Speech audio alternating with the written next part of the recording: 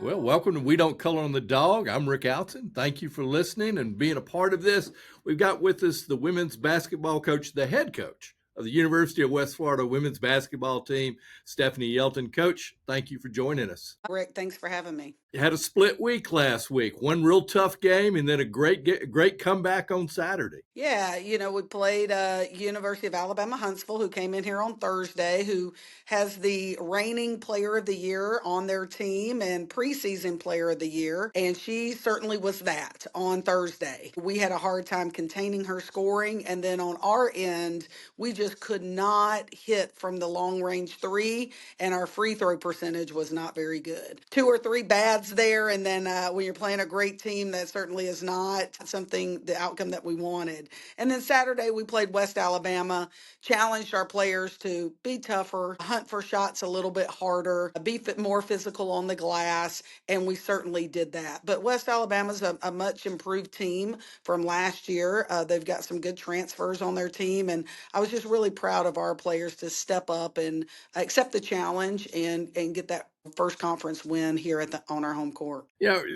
Coaches have a lot of different, philosophies about timeouts. When you're in a game like you were with Huntsville, I know, and I'm going to date myself, but Coach Wooden was always fat, full court press, and he always wanted to make the other team do a timeout first. What's your thought about timeouts? That's a great philosophy to have. I would love to be able to put pressure on people to make them to either jump on them hard, make them turn the ball over a few times, make them start second guessing themselves, and have the coach, make that first time out. But for us, when we play a faster game, sometimes we want to keep those runs alive. We want to keep going when we've got them down. We want to keep them down by the pace that we're playing. So, I'll burn timeouts early in the game if I feel like, man, things are just getting lopsided. But I try not to timeout or sub too quickly because I don't want our players to feel like they've got a short leash. That one mistake is the reason why they're coming out of the game.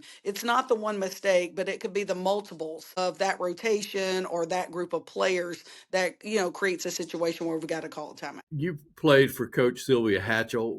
What from her did you learn about coaching? Man, I learned from her that being authentic as a coach, being who you are and allowing your players to see you as being human, that you're not just a coach, but you're a mom, you're a wife, you're a business person, you're a manager of people. I learned that from her to, see her being really authentic with our team and seeing her coach being very passionate about what she did, about growing our women on our team, but also having that caring and love and support for them as well. I mean, those are all things that I've carried with me throughout my coaching career, but I think I saw them most from her. Mm-hmm. Yeah, how has coaching changed so much? I mean, we've talked about the transfer portal and the challenges of the roster, and you've talked a little bit about this age, this group of this generation of players being definitely different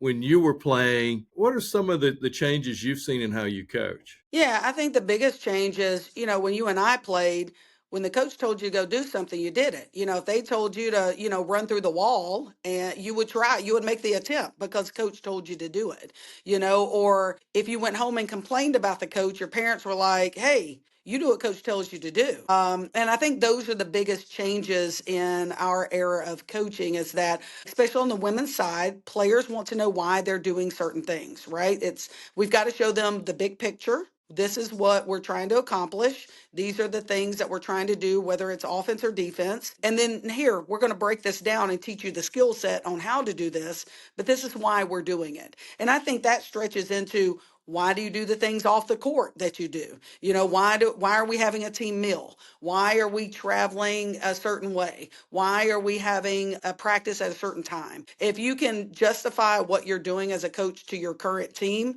man, they're all for you.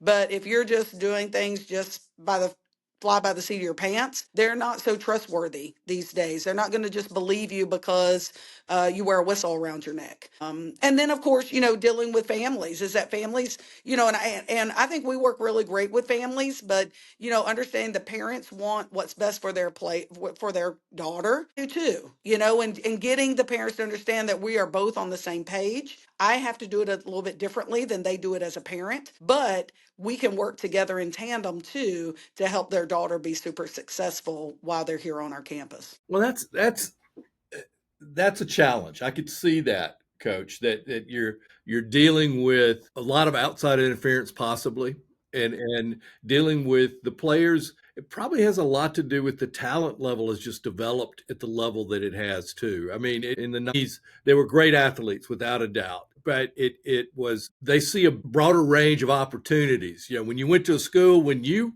had your scholarship, that was pretty much it. If you Yeah. tried, if you wanted to do something else, you're going to have to sit out a year. It was, some challenges involved in changing that made it difficult. So there was a bigger incentive to fight it out than possibly a player has today. Well, and the almost social structure, right, of quitting. When you and I played, it was if you quit a team, man, you were shunned. That was not, you made a decision to go play with that team.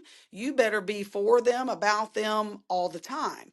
And if you decide to move away from that team or quit that team, you were shunned by those team members. There was almost a social, dynamic that paired with that. Of course, now there's no, it's people understand why kids will change teams, whether it's playing time or an academic change or making more money, maybe with an NIL or moving up a division. There's a billion reasons why kids will leave programs, and sometimes those are legitimate reasons. But in my day and age, you didn't have those opportunities. Yeah, You signed on, and those are your colors. You that's right. didn't change.